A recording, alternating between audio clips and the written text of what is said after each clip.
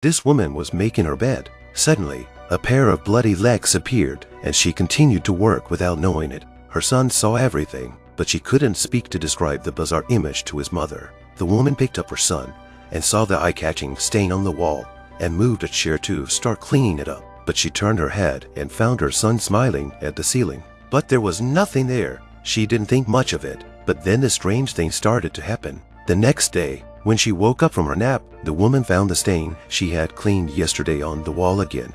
What she didn't know was that a family had died in the old house where she now lived. The stain that the woman wiped was the blood from her wife's head. The youngest son of the family fled in fear after witnessing his mother's death and ran into his sister downstairs. The sister told him to run, but he fell down the stairs. She had to hide in a cupboard. She held the toy car in her arms and wept. She didn't expect the cupboard door to open slowly anyway, and she ended up dead. So it seems that it was the badness in the house that caused the death of their family. But there is still someone brave enough to challenge the ghosts, and it is the Aiden family. They are preparing to move into the dilapidated house and start their lives over. Her daughter Anne is still unable to speak because of the injuries she sustained from her previous DUI to Philip. Her Obingobin had spent all her savings because of a large medical bill. So they moved to this house with land and prepared to subsidize the family by farming. However, within a few days of moving in, strange things kept happening to them.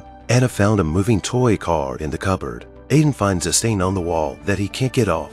Later, Obing saw his youngest son playing with the air outside his crib in the middle of the night. Even scarier, the youngest son actually saw a ghost crawling on the ceiling while eating breakfast. He followed the direction of the ghost's movement to the basement door, and the doorknob surprisingly she turned. Fortunately, Aiden timely carried away the son so that nothing happened. That day, father and daughter, they came back from the town shopping. Anna volunteered to help her mother move miscellaneous items will come to the basement. Here, she found a pocket watch. She exerted all her strength, but could not open the pocket watch, so she took it with her. But the crows by the garbage can made her very concerned. She decided to test it. She poked it with a wooden stick, but the crow didn't die and suddenly flew up, scaring her. Not only that, but her father outside the house also found the dreadful crows pecking at his sunflower seeds. He rushed to chase away these pesky guys, but the more he drove, the more crows even attacked him and pecked his hand. Fortunately, his then gun went off before the crows scattered.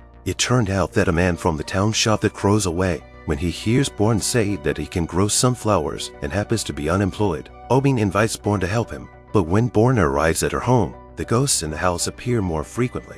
The girl came to the basement door. Behind her, Philip, but worried, looking at his sister. The next moment, several ghost hands reached out to drag the girl. The girl kept struggling and was dragged into the darkness. Fortunately, at the last moment, she made a push to rush out of the basement, leaving a ghostly face roaring with rage. She rushed to hold Philip from the house to escape. Soon, Mom and Dad heard the sound and rushed back home. But because Anna had made a mistake before and Philip couldn't speak, neither parent believed there was a ghost in the house. They just think that the girl is hallucinating because she can't adapt to the new house. The sad Anna had to sleep, but strange noises in the house woke her up at night. She noticed that Philip was also acting uneasy, so she picked up Philip and started checking around, following the sound. Anna went to the kitchen. That's when a dark shadow swept by. She continued to the hallway and noticed a coolness behind her. Philip also raised his finger to the darkness, a female ghost slowly approaching them. Philip even reached out his hand to high-five her. At that moment, Anna suddenly turned around but saw nothing. She tries to talk to Born, the family helper, about the ghost, but apparently, he also thinks Anna's imagination is too rich. In desperation, she goes to the town to find the boy she knew before. She asks about the previous occupants of the old house, and Philip tells her that the people who used to live there moved out 5 or 6 years ago. Because of the long abandonment, ghost stories about the old mansion were also circulating in the town. Although Philip said it was all false, but curiosity is still. Anna went into the basement of the house, the most spooky. Here she finds a painting that looks like it was left behind by the last family. That's when the skylight began to move and the floor behind her ounceed mud becoming like a swamp. Anna was puzzled when a pair of ghostly hands tugged at her hair. She scrambled for the stairs, but the ghost pulled her ankles and pulled her hard into the swamp. In the confusion, Anna saw a girl who was being pulled just like her. Anna couldn't hold on and fell backwards, but the ghost disappeared along with the swamp. Frightened, she ran out of the room, but she saw her parents in the field, thought no one would believe her, and had to cry. Afterwards, Uncle Bourne took the initiative to approach Anna and talk to her. Although he did not mention the haunting, but still gave the girl a lot of comfort, Anna thoughtfully asked Bourne, "What about you? Don't you get lonely out here?" But he suddenly frowned. Then he chuckled. You guys keep me plenty busy. Strangely enough, Anna's family had never seen the man's family since the day Bourne came to help at home. The girl saw through the window that there was a surprisingly white man with a black face in the sunflower field. She rushed to the field, but the ghost swept past behind her. So she chased the ghost to the warehouse. Instantly, the door was locked while a white figure twisted quickly behind her and crawled past. In the far corner, the girl saw the man she had just pursued. She patiently questioned him, but he turned his head and unexpectedly revealed a pale, vein-covered ghostly face. He lunged at the girl, leaving a yelp. After that, Anna was admitted to the hospital. The doctor diagnosed that she was probably self-harming because of stress, which made her parents, who already didn't believe her, even more angry. Anna dissuaded her parents from moving out of this ominous place, but only got a scolding from her father. The doctor said your cuts look self-inflicted. When she returned to her room, she found that the pocket watch she had found in the basement had been opened and contained a picture of a woman.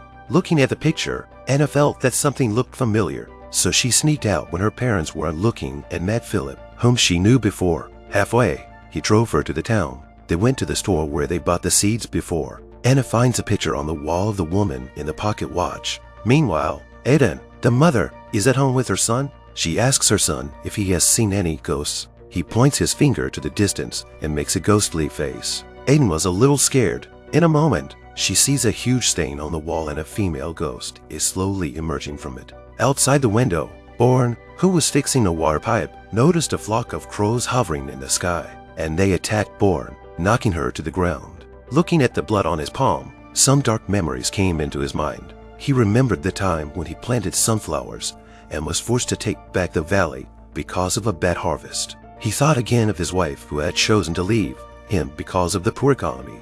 So, he mistakes Aiden, who is about to leave the house, for his wife and knocks him to the ground. After seeing the woman's photo, Anna realizes that the corner that is covered is Bourne. Bourne recalls the ghost he found earlier, and he suspects that it was this man who killed his wife and son. So he rushed back home with Felipe, but the mother was gone, and the ghost began to haunt. The ghost forces them downstairs. Philip was knocked unconscious by Bourne, who suddenly appeared. In desperation, Anna has to go to the basement. Here, she finds her mother, who has taken Philip into hiding. To protect her family, she shatters the light bulb. Just as the men were about to approach, the father arrived, but he did not find Bourne behind him. He was stabbed by Bourne. At that moment, the swamp reappeared. Just as Anna was about to be stabbed by Bourne, she kicked Bourne into the mire. Instantly, 3 ghosts firmly held Bourne down to drown him. They are the family members who were brutally murdered by Bourne. Her daughter, who was pushed down the stairs, and her son, who was hidden in the cupboard. The ghost released all her grievances in this moment. He dragged the bastard into the endless abyss of grievances to get rid of. Looking at the crows in the sky, Anna realizes that these so-called ominous birds have been helping them all along. The family's life finally became normal. The youngest son, who never spoke, also called out the name of the crows.